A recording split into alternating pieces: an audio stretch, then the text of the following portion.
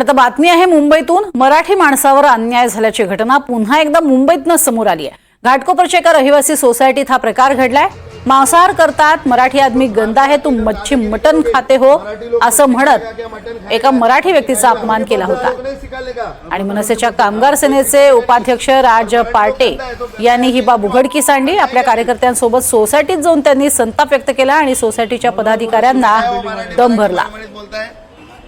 त्यांच्या जोडीला जोडी आहे, तुम्ही बोलून घ्या ना त्याला, बोलवा ना मग। पुन्हा आम्ही या संदर्भाची तक्रार एसएनसी पक्षाचे जे प्रमुख आहेत अमित शहा त्यांच्याकडे करू। कारण राष्ट्रीय स्वयंसेवक संघाचे भैयाजी जोशी आणि घाटकोपरला जाऊन घाटकोपर हे गुजरात्यांचं असं सांगितलं होतं। त्याच्यामुळे आता हे काय आहे, कसं आहे आणि त्यांना कशा प्रकारे इंगा दाखवायचा, पण आम्ही नक्कीच अमित शहा नरेंद्र मोदी यांना कळवू। कारण शेवटी त्यांना संपूर्ण या मुंबईचं गुजरातीकरण करायचं आहे आणि त्याला भाजप बरोबरच्या सगळ्या पक्षांचं मूक समर्थन।